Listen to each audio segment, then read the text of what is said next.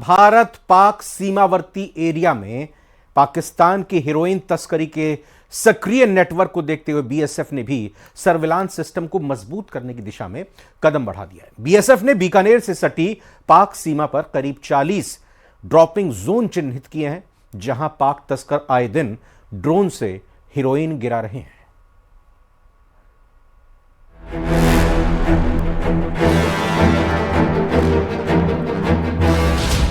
BSF ने मजबूत किया सर्विलांस सिस्टम। बॉर्डर पर 40 ड्रॉपिंग जोन चिन्हित। आए दिन पाक तस्कर ड्रोन से गिराते हैं हेरोइन।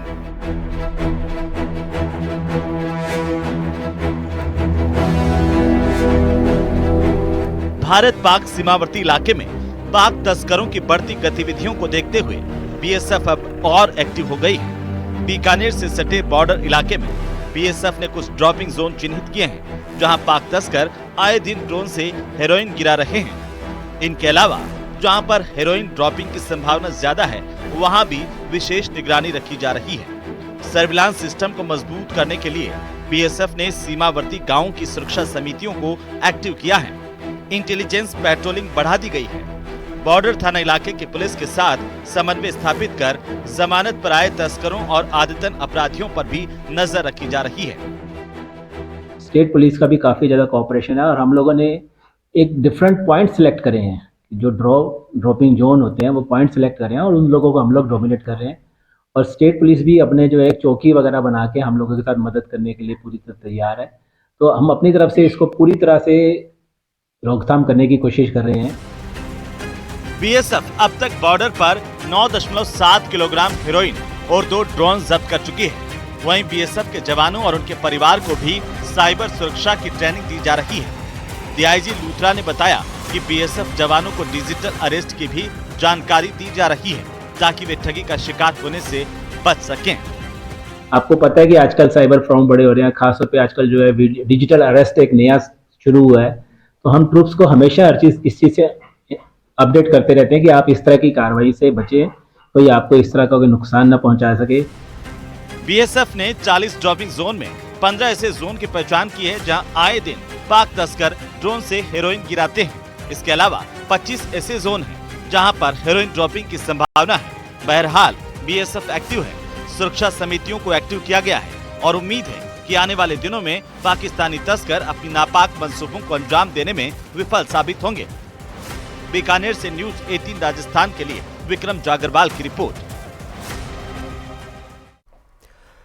और इधर इन दिनों बदमाशों के हौसले बुलंद हैं। आलम यह है कि बदमाश एटीएम मशीन से लूट के साथ साथ मशीन को ही उखाड़ने से भी परहेज नहीं करते। हनुमानगढ़ और श्री गंगानगर से 2 ऐसी तस्वीरें सामने आई जिन्होंने सबको हैरान कर दिया है। हालांकि दोनों ही जगह अपराधियों की कोशिशें नाकाम साबित हुई हैं। इस रिपोर्ट में आपको दिखाते हैं।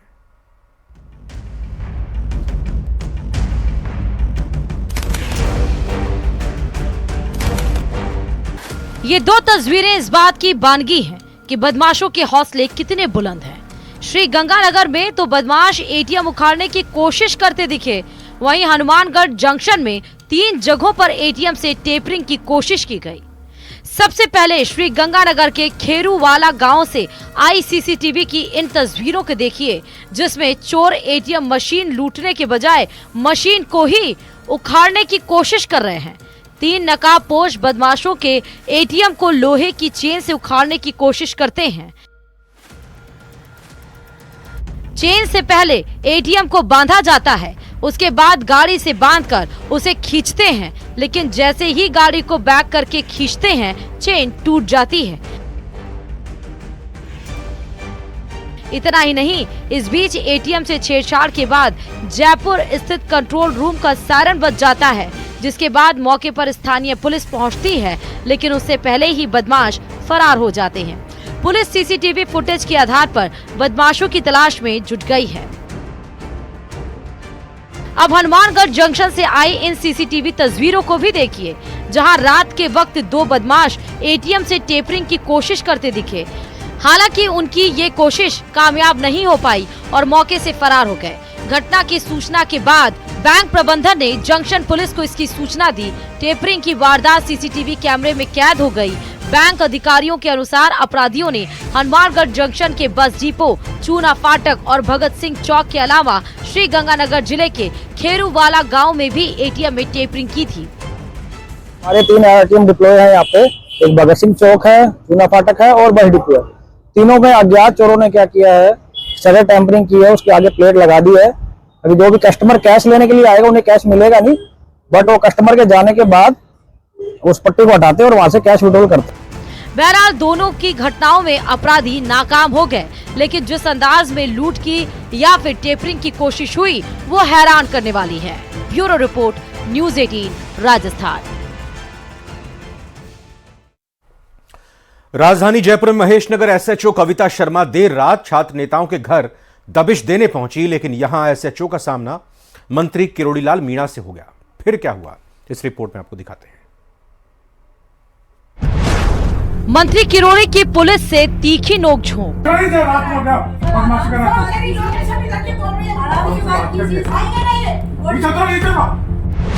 महिला पुलिस अधिकारी को जमकर हड़काया। किसके साथ आई? मकान मालिक है मेरे साथ। ठीक है, होगा मकान मालिक। के लिए आई हूं। छात्र नेताओं के घर दबिश देने पर भड़के मंत्री। तो आप भी तो आए साथ में। तुम क्या की बात कर रहे हो? कैसे क्यों गुस्सा कर रहे He is my man. वो मेरा आदमी है, आदमी क्या होता है? चुपचाप नहीं चल रहा। गुस्सा कर रहे हैं? क्या गुस्सा कर रहे हो? रात को किसी को मकान में नहीं। सब इंस्पेक्टर भर्ती परीक्षा 2021 रद्द करवाने के लिए आंदोलन कर रहे छात्र नेता विकास बिथुड़ी के घर पुलिस ने मंगलवार देर रात दबिश दी। महेशनगर थाना कविता शर्मा अभी जांच पड़ताल कर रही हैं कि उनका सामना मंत्री किरोड़ीलाल मीणा से हो गया। फिर जो हुआ वो आप खुद सुन लीजिए।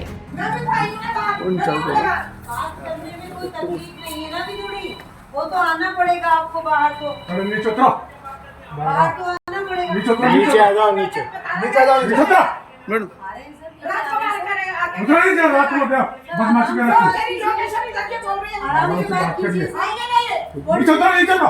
क्या इशू है सर? आप क्या मंत्री जी है किरोड़ीलाल जी। मेरे को पता है पर मैं आ रही हूँ ना। आप नीचे आइए। नीचे आ रही हूँ, नीचे आ रही हूँ। हटो ना इसका। रात को बदमाशी कर रही है। मंत्री किरोड़ीलाल मीणा ने छात्र छात्राओं के घर देर रात कार्रवाई को गलत ठहराया और एसएचओ कविता शर्मा को जमकर खरी खोटी सुनाई। किसके साथ आई हूँ सर मैं? मकान मालिक है मेरे साथ। हाँ ठीक है, होगा मकान मालिक। और सर मैं बात करने के लिए आई हूँ उससे। कहा कि रात में क्या की बात करनी है? रात में तो आप भी तो आए हैं रात में। तुम क्या की बात कर रहे हो? रात में सर ऐसा क्यों गुस्सा कर He रहे हैं? is my man. वो मेरा आदमी है जिसको आप पकड़ना है। आदमी क्या होता है सर? आदमी क्या होता है? चुपचाप नहीं चल रहा। सर ऐसा क्या गुस्सा कर रहे ऐसा क्या हैं? गुस्सा कर रहे हो? रात को किसी को मकान को डिस्टर्ब। जब डॉक्टर किरोड़ीलाल मीणा महेशनगर में मौके पर पहुंचे तो वहां खड़ी पुलिस की गाड़ी में उन्हें एक युवती मंजू शर्मा भी मिली, जिसे पुलिस महारानी फार्म इलाके से उठाकर लेकर आई थी। जब मंत्री किरोड़ी ने महिला अधिकारी से युवती को डिटेन करने पर सवाल किए तो एसएचओ जवाब दिए बिना युवती को छोड़कर मौके से रवाना हो गयी। आपको क्यों पकड़ा? मुझे नहीं पता सर, मैंने पूछा। मंजू बेटा आपके पापा को बुलवा। मंजू मंजू पापा को साथ क्यों नहीं लाई? मंजू इधर आओ। पापा को साथ क्यों नहीं लाई? मेरे को बात, अकेले बच्ची को कैसे पकड़ लाई? बच्ची को पकड़ के नहीं लेकर आई सर, बात तो गाड़ी में बैठा रखा है तुम्हारी में? मैडम ये 11 बजे कौन सा समय होता है बात करने का? आप बताइए ना, आपने पहले इनको नोटिस दिया था क्या मैडम? मैडम आपने नोटिस दिया था क्या इनको पहले?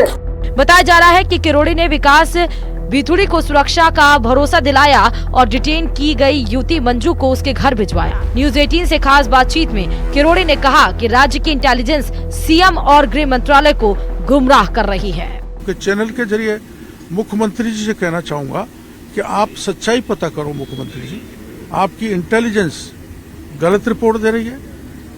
जो एसआई वाले बच्चे परेशान हैं और वो अपनी बात को लोकतांत्रिक तरीके से रखना चाहते हैं, तो आपको तसल्ली से सुनना चाहिए। मैं उनको भेजूंगा।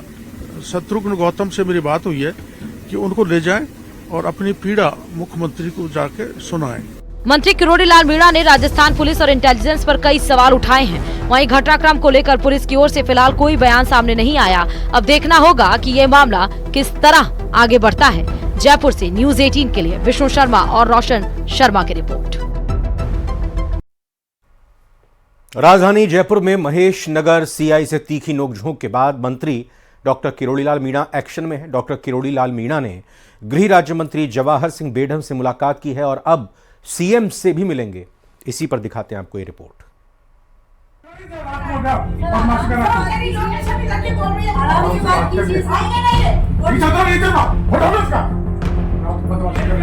किसके साथ आई मकान मालिक है मेरे साथ। और सिर्फ मैं बात करने के लिए आई हूँ। तो आप भी तो आए रात में। तुम क्या की बात कर रहे हो रात में? सर ऐसा क्यों गुस्सा कर रहे हैं? वो मेरा आदमी है जिसको आप पकड़ रहे हैं। आदमी क्या होता है सर? आदमी क्या होता है? चुपचाप नहीं चल रहा। सर ऐसा क्या गुस्सा कर रहे हैं? क्या गुस्सा कर रहे हो? रात को किसी को मकान को इंटेलिजेंस के इनपुट पर की गई पुलिस कार्रवाई और मंत्री किरोड़ीलाल मीणा की सक्रियता से एसआई भर्ती पेपर लीक मामला एक बार फिर सुर्खियों में है। महेश नगर एसएचओ ने एसआई भर्ती परीक्षा रद्द करने की मांग को लेकर आंदोलन करने वाले बेरोजगार छात्र के घर दबिश दी तो मंत्री किरोड़ी भड़क उठे। किरोड़ीलाल मीणा ने छात्र छात्राओं का बचाव किया और सीधे गृह राज्य मंत्री के दरबार पहुंच गए। किरोड़ी ने सीआई कविता शर्मा पर कई गंभीर आरोप लगाते हुए निलंबित कर गिरफ्तार करने की मांग कर डाली। ये जो अपने सब इंस्पेक्टर पेपर का मामला है लीक का, ये मेरे को 10-20 बच्चे मिले थे। इन्होंने कहा कि एक बार हमको मुख्यमंत्री जी से मिला दो, तो 5 तारीख मुख्यमंत्री जी से मिलाने की तय हुई थी कल। जो हमारी सरकार की इंटेलिजेंस है, हमारी सरकार की जो इंटेलिजेंस है, उसने रिपोर्ट दी कि ये जो चाहे किसान हैं, चाहे सफाई कर्मी हैं, चाहे सब इंस्पेक्टर पेपर लीक के लोग हैं, ये डॉक्टर किरोड़ीलाल के उकसावे पर राजस्थान को में विघ्न डालेंगे और प्रधानमंत्री की सभा में भी विघ्न डालेंगे। ये मेरा छवि खराब करने का काम हमारी सरकार के कुछ अधिकारियों ने किया है। इतना ही नहीं, उन्होंने पुलिस इंटेलिजेंस पर भी सवाल उठाए और इसे एक साजिश बताया। किरोड़ी ने कहा कि गलत रिपोर्ट देकर कुछ अधिकारी मेरे और मुख्यमंत्री के बीच में दूरियां बढ़ाना चाहते हैं। सीएम और मेरे में दूरी पैदा करना चाहते हैं, ये भी दुर्भाग्यपूर्ण है। मैं स्पष्ट रूप से कहना चाहता हूं, केवल इन बच्चों को कल मिलाना था और हमारी पुलिस ने जो किया उसका दुखड़ा इन बच्चों ने अंदर रो दिया। माननीय गृहमंत्री जी को सारी बात बता दी। माननीय गृहमंत्री जी ने आश्वासन दिया है कि मैं इनको अभी ले जाके मुख्यमंत्री जी से मिलाऊंगा। वहीं गृह राज्य मंत्री जवाहर सिंह बेढम ने किरोड़ी मीणा के साथ आए पीड़ित छात्रों से मुलाकात की और मुख्यमंत्री से जल्द मुलाकात कराने का आश्वासन दिया। 11 बजे के लगभग पुलिस वाले आए थे। यार सारे लोग साइलेंट कर जाएंगे एक बार। अनीता गुजर, वाइफ ऑफ विकास विदुरी। हम तो सो गए थे, लेकिन 11 बजे गेट हमारा लॉक हो जाता है 9 बजे। वो 11 बजे गेट कूद के आए थे पुलिस वाले, फिर ऊपर आके हमारे गेट बजाने लगे, जोर जोर से गालियां करने लगे। इस तरीके से कर रहे थे, हम क्या क्रिमिनल है क्या? कोई न्याय के साथ लड़ाई करना कोई गलत बात है क्या? और बहुत गंदी गंदी गालियां बक रहे थे, गेट के लात मार रहे थे, खिड़की तोड़ दी, फिर बाद में लॉक लगा के चले गए थे। भर्ती रद्द आंदोलन को लेकर थोड़ा सा सक्रिय हूँ। मेरा दोष सिर्फ इतना सा है, मेरी बहन मंजू का दोष इतना सा है कि इस भ्रष्टाचार के खिलाफ हम आवाज उठा रहे हैं और हमारा दोष यह है कि जो सरकार ने रिकमेंडेशन की, हम उसी बात को दोहरा रहे हैं कि आपकी सरकार ने जो जांचें कर दी, एसओजी, पीएचक्यू और एजी ने जो सब कुछ कर दी, सरकार को रिकमेंड कर दिया, तो आप उस पर कार्रवाई क्यों नहीं कर रहे? जब पिछले 4-5 दिनों से हम इतने डरे हुए हैं, सहमे हुए हैं, हर बार फोन किया जाता है, धमकियां दी जाती है और रात को जब कल ये 11-11:15 बजे ये लोग आए तो गेट फांद कर आए, फिर ऊपर चढ़े तो इन्होंने गेट को तोड़ने का पूरा प्रयास किया, लात मारी, एक खिड़की को पूरा तोड़ दिया और जब हम डरे हुए सहमे हुए थे तो हम निकले नहीं। मैंने मेरे मित्र को सूचित किया, उन्होंने किरोड़ी बाबा को सूचित किया, तब जाके बाबा आए और तब तक वो बाहर से लोग आके चले गए थे। अभी मेरे से वो छात्र भी मिले हैं और डॉक्टर साहब चूंकि सरकार में स्वयं मंत्री हैं, तो आप समझ सकते हैं वो कैबिनेट मंत्री हैं। उन्होंने जो उनको आश्वासन दिया छात्रों को कि न्याय होगा, सरकार निश्चित रूप से न्यायोचित कार्रवाई करेगी, इसमें कोई शंका किसी प्रकार की नहीं है। पुलिस की कार्यशैली पर सवाल उठाए हैं, छात्रों ने उठाए, डॉक्टर साहब ने भी कहा इंटेलिजेंस की गलत रिपोर्ट गई है सीएम तक। मैंने सारी रिपोर्ट मांगी है और जो सही होगा सारे प्रकरण की एक बार हम देखभाल कर लेंगे। हमारा ध्येय है, माननीय मुख्यमंत्री जी का ध्येय है कि हर व्यक्ति की संरक्षा सुरक्षा हो। वहीं इस पूरे घटनाक्रम को लेकर अब राजनीति भी शुरू हो गई है। प्रदेश कांग्रेस ने सोशल मीडिया पर वीडियो शेयर कर सरकार पर तंज कसा। पीसीसी ने लिखा है, पुलिस की गुंडागर्दी या राजकीय कार्य में बाधा। उधर नेता प्रतिपक्ष टीकाराम जूली ने घटनाक्रम को लेकर एक्स पर पोस्ट कर घटनाक्रम की निंदा की। जूली ने लिखा कि भाजपा सरकार सत्ता के नशे में यह भूल गई है कि लोकतंत्र में जनता की आवाज को दबाया नहीं जा सकता। जाहिर है मंत्री किरोड़ी लाल मीणा के इस एक्शन से विपक्ष को तो मौका मिला ही है, साथ ही जयपुर पुलिस की कार्य प्रणाली पर भी गंभीर सवाल खड़े हुए हैं। जिस तरह पुलिस रात में छात्र नेताओं के घरों में घुसी और बिना वारंट उन्हें डिटेन किया, इस पर राजनीति और गरमाने वाली है। Bureau report, news 18 Rajasthan. पापा को साथ सुन जाएगी, अकेले बच्ची को कैसे पकड़ लाएगी? बच्ची को पकड़ के नहीं लेकर आई सर, तो गाड़ी में बैठा रखा है तुम्हारी। मैडम ये 11 बजे कौन सा समय होता है बात करने का? आप बताइए ना, आपने पहले इनको नोटिस दिया था? डूंगरपुर में उच्च शिक्षा अब राम भरोसे नजर आ रही है, ऐसा हम नहीं, डूंगरपुर की जमीनी हकीकत कह रही है। कॉलेज में लेक्चरार के 80% पद खाली पड़े हैं और पढ़ाई पूरी तरह से चौपट हो गई है। इस रिपोर्ट में आपको दिखाते हैं।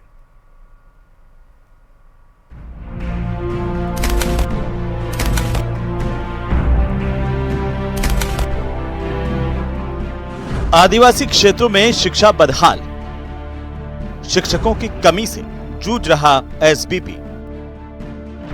65 व्याख्याताओं के पोस्ट खाली, 19 में से 9 सब्जेक्ट के नहीं हैं लेक्चरर। यूं तो सरकार शिक्षा को लेकर तमाम दावे करती है, लेकिन आदिवासी बहुल क्षेत्रों में ये दावे खोखले नजर आते हैं। आलम यह है कि कॉलेजों में स्टूडेंट को पढ़ाने के लिए लेक्चरर ही नहीं है। जिले के सबसे बड़े एसबीपी कॉलेज में हर साल 8000 स्टूडेंट रेगुलर एडमिशन लेते हैं, लेकिन कॉलेज में पढ़ाने के लिए प्रिंसिपल समेत सिर्फ 16 लेक्चरर ही पोस्टेड हैं, जबकि कॉलेज में लेक्चरर्स की 85 पोस्ट सैंक्शन है। हालात यह है कि कई सब्जेक्ट पढ़ाने के लिए लेक्चरर नहीं है, उन विषयों में पढ़ाई पूरी तरह चौपट है। बड़ी खराब स्थिति, पोस्ट तो लंबे समय से खाली चल रही है। 81 सैंक्शन पोस्ट है, उसमें से मात्र 16 पोस्ट भरी हुई है और 16 पोस्ट के साथ में 2 लोग तो डेपुटेशन पे हैं, तो 14 लोग ही इस महाविद्यालय में कार्यरत हैं और इस महाविद्यालय के साथ में हमको 4 महाविद्यालय और चलाने पड़ रहे हैं। एसबीपी कॉलेज में 16 लेक्चरर पोस्टेड हैं, लेकिन इनमें से 2 लेक्चरर डेपुटेशन पर दूसरी जगह लगा दिए गए हैं, जबकि पहले से वैकेंट पोस्ट की भरमार है। ऐसे में कॉलेज में सिर्फ 14 लेक्चरर ही कार्यरत हैं। एसबीपी कॉलेज के अधीन जिले के गामड़ी देवल, गामड़ी हाड़ा कॉलेज भी हैं। ऐसे में प्रशासनिक कामों की वजह से इन लेक्चरर्स की ड्यूटी भी लगाई जाती है। कॉलेज में 19 सब्जेक्ट हैं, जिनमें से 9 सब्जेक्ट में एक भी लेक्चरर नहीं है। हिंदी, अंग्रेजी, राजनीति विज्ञान, अर्थशास्त्र, संस्कृत, लोक प्रशासन, EFM, ABST, भूगर्भ शास्त्र जैसे सब्जेक्ट में एक भी लेक्चरर नहीं है। एसबीपी कॉलेज के पूर्व छात्र संघ अध्यक्ष तुषार ने बताया कि कॉलेज में लेक्चरर्स के खाली पदों को भरवाने के लिए वे 5 सालों से संघर्ष कर रहे हैं। पहले कांग्रेस और अब बीजेपी की सरकार को कई ज्ञापन दे चुके हैं, लेकिन खाली पदों को नहीं भरा जा रहा। कई बार ज्ञापन भी दिए हैं पूर्व कांग्रेस सरकार को भी। जब मैं यहाँ पे मुख्यमंत्री जी दौरे पे आए थे तो उनको भी हमने ज्ञापन दिया था। इसके बाद जबकि वर्तमान सरकार में भाजपा की सरकार है, उनके मुख्यमंत्री जी जब यहाँ दौरे पे आए थे तो हमने कई बार ज्ञापन के मार्फत से अवगत कराया है, लेकिन अभी तक इस मांग को लेकर किसी भी प्रकार का ध्यान नहीं दिया गया। ऐसे में धरातल पर दिख रही हकीकत सरकारी दावों को पलीता लगाती नजर आ रही है। सालों से छात्र संगठन व्याख्याताओं के रिक्त पदों को भरने की मांग करते आ रहे हैं, लेकिन सुनवाई करने वाला कोई नहीं है। इस तरफ कोई ध्यान नहीं दे रहा। अब देखना होगा कि सरकार आदिवासी अंचल के युवाओं की इस जायज मांग को कब तक पूरा करती है। डूंगरपुर से जयेश पवार की रिपोर्ट, न्यूज़ 18 राजस्थान। और एक ब्रेकिंग न्यूज आपको बताते हैं, बीकानेर से यह बड़ी खबर आ रही है, जहां नोखा में हत्या के मामले में कोर्ट का फैसला आया है। एडीजे कोर्ट ने दोषियों को सजा सुनाई है। 3 लोगों को उम्र कैद की सजा सुनाई है। एडीजे कोर्ट ने दोषियों पर 50-50 हजार रुपए का जुर्माना भी लगाया गया है। 12 साल पहले जमीन विवाद को लेकर यह झगड़ा हुआ था। हादसे में एक व्यक्ति की मौत हो गई थी। तो बड़ी खबर बीकानेर के नोखा से आपको बता रहे हैं, जहां पर हत्या के एक मामले में अदालत की तरफ से फैसला सुनाया गया है। दोषियों को सजा का ऐलान हुआ है। एडीजे कोर्ट की तरफ से दोषियों को सजा सुनाई गई है। सजा के तहत 3 लोगों को उम्र कैद की सजा का ऐलान हुआ है और इसके अलावा जो दोषी पाए गए हैं उनके ऊपर 50-50 हजार रुपए का जुर्माना भी अदालत की तरफ से लगाया गया। ये 12 साल पहले का जमीन का कोई विवाद जिस पर आज फैसला आया है और अदालत ने सजा सुनाई है। 12 साल पहले के जमीन विवाद को लेकर कुछ झगड़ा हुआ था। इस हादसे में एक व्यक्ति की मौत हो गई थी। इसी मामले में 3 लोगों को दोषी करार देते हुए के मामले में दोषी करार देते हुए उम्र कैद की सजा सुनाई है और 50-50 हजार रुपए जुर्माना भी देने की सजा अदालत की तरफ से सुनाई गई है। बीकानेर के नोखा का मामला एडीजे कोर्ट में आज इस संबंध में फैसला आया है और 12 साल पहले का यह मामला जिसमें अदालत की तरफ से आज 3 लोगों को जो दोषी पाए गए हैं, जो दोषी अदालत की तरफ से बताए गए हैं, उनको उम्र कैद की सजा का ऐलान हुआ है।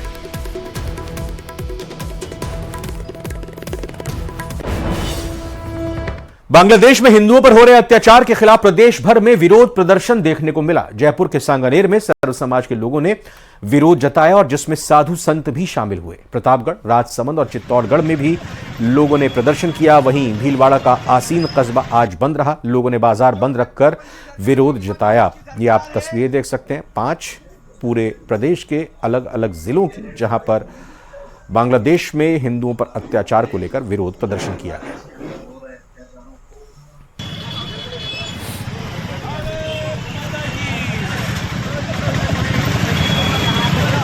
बांग्लादेश में सनातनी हिंदुओं पर अत्याचार को लेकर राजधानी जयपुर में संतों ने विरोध प्रदर्शन किया है, जिसमें बीजेपी विधायक गोपाल शर्मा भी शामिल हुए और सरकार से इस मामले में दखल देने की मांग की।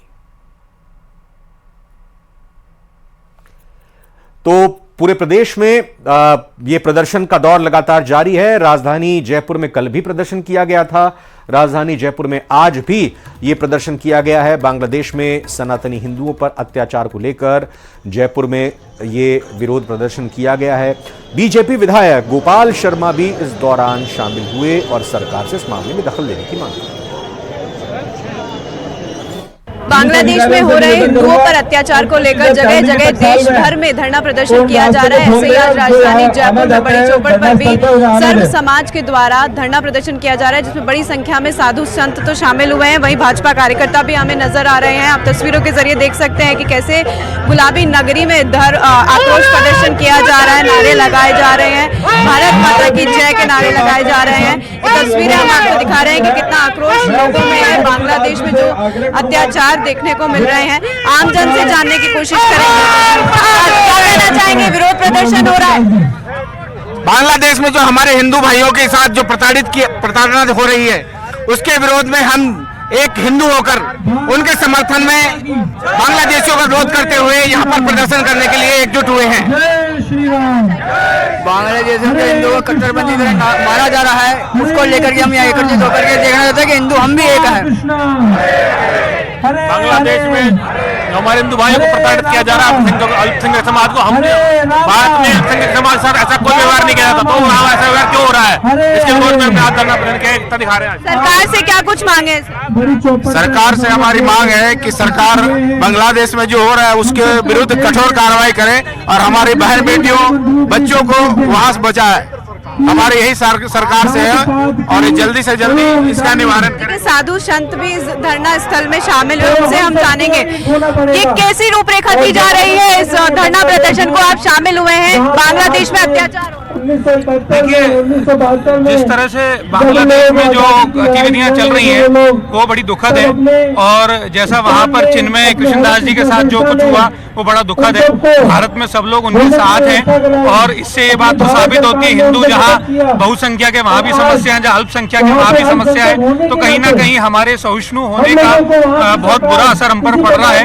हमको थोड़ा सा ये है कि शस्त्र और शास्त्र दोनों का ज्ञान हिंदुओं को है, तो शास्त्र से अकेले से काम नहीं चलेगा, शस्त्र का भी प्रयोग करना पड़ेगा, थोड़ा उग्र भी होना पड़ेगा। जहां हमको कोई आंख दिखाएगा हमको भी आंख दिखानी चाहिए। मुझे पूर्ण विश्वास है कि कृष्णदास जी जो वहां बांग्लादेश में थे वो एक शांति दूत के रूप में वहाँ काम कर रहे थे, वहाँ समाज सेवा कर रहे थे, भगवान की सेवा कर रहे थे। सरकार से ये अपील है कि वहाँ के जो भी जिम्मेदार लोग हैं उनसे बात करें, और शीघ्र जो चिन्मय दास जी हैं उनको वो बाहर निकलवा। और इसी के साथ